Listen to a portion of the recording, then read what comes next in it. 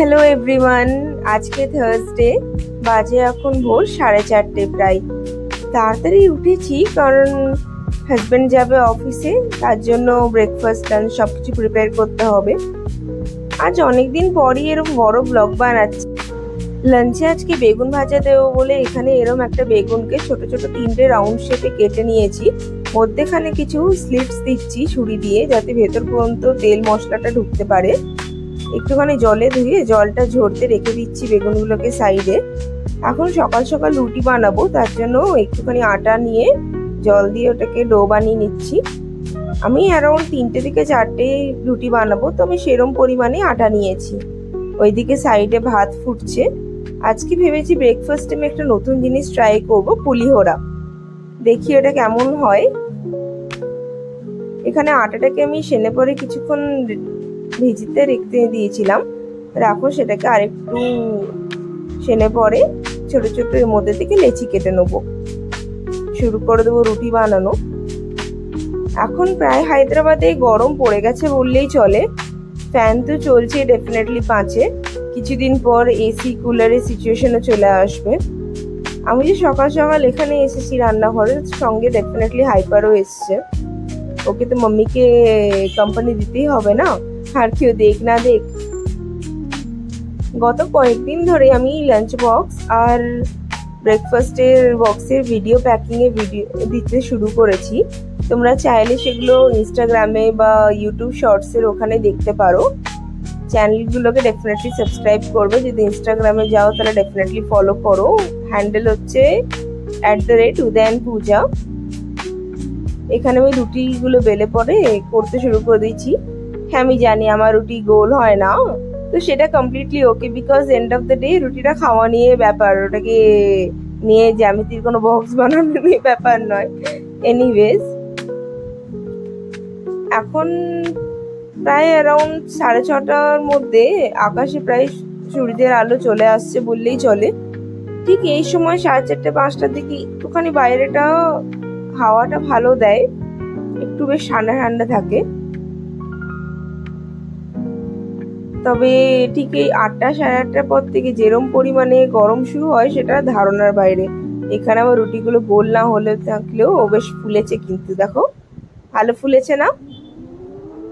তোমাদের কার কার রুটি ফোলে বা ফোলে না আমাকে কমেন্ট বক্সে জানিও। এখানে আমি একটু সর্ষের তেল ঢেলে নিচ্ছি।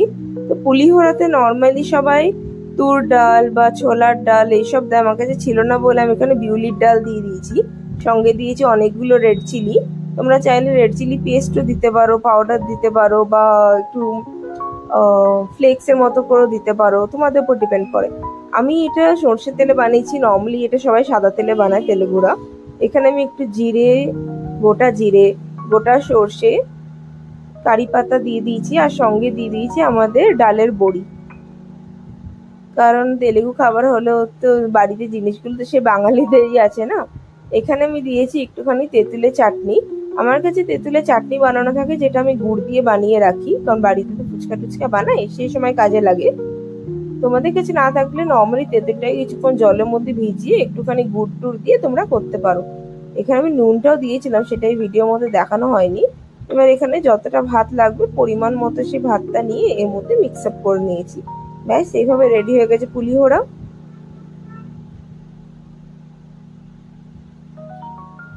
বাড়িতে প্রায় রাশন শেষ হয়ে এসছে বললেই চলে। মাসের শেষে তো হয়ে এলো না, মাসের শেষ হয়ে এলেও লাইক স্যালারি টাইম তো হয়ে এলো না। স্যালারি এলে পরে শুরু করে দেবো মাসের শপিং, লাইক মান্থলি গ্রসারি রিস্টকের।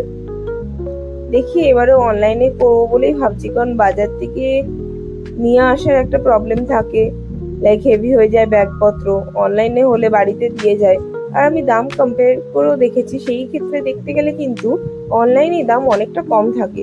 এখানে সর্ষের তেলের মধ্যে আবার ভেজে নিয়েছি বাকি বেগুনগুলো। এইখানে দেখো সব প্যাক হয়ে গেছে। প্যাকিং এর ভিডিওটা শর্টসে আছে, ওখানে তোমরা দেখে নিতে পারো। এখানে ব্যাগের মধ্যে ঢুকিয়ে পরে পুরো প্যাক করে রেখে দিয়েছি। আমি নর্মালি ভোরবেলা ওর জন্য খাবার টাবার বানিয়ে প্যাক করে আর একটু ঘুমাতে চলে যাই। আবার মোটামুটি 2-2.5 ঘন্টা ঘুমিয়ে তারপরে উঠে আসি ঘরের যাবতীয় বাকি কাজগুলো করার জন্য। আজকে আমাকে একটু বাইরেও যেতে হতো সকালবেলায়, ওই জন্য ঘুম থেকে উঠে রেডি হয়ে একটু সামান্য কিছু খেয়ে পরে বেরিয়ে পড়েছি। So I'm going out right now.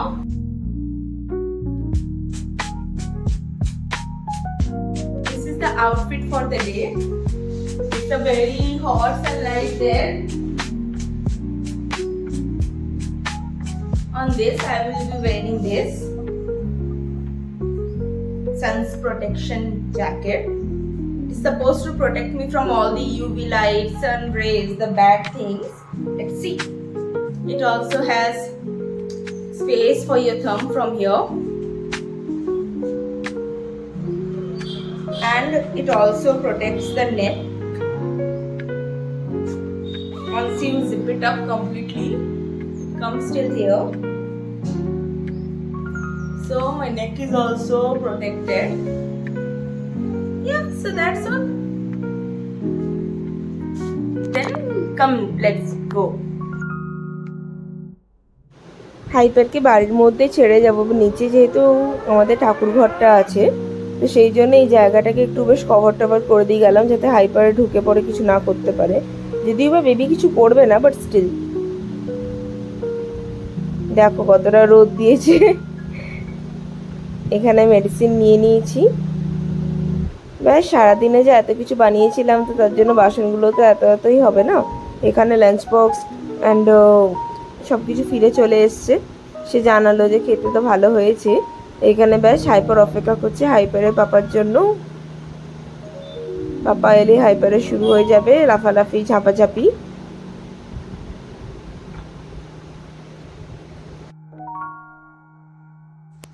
क्या हो गया रे?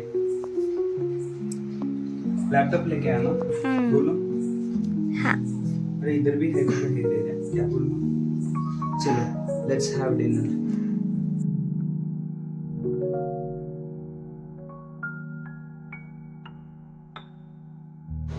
বেশ একটুখানি পিজা আর সঙ্গে মানি হাইস্ট, এটাই হচ্ছে আজকে দিনের শেষ। তোমাদের সাথে আবার দেখা হবে নেক্সট ব্লগে। ততদিনের জন্য বাই।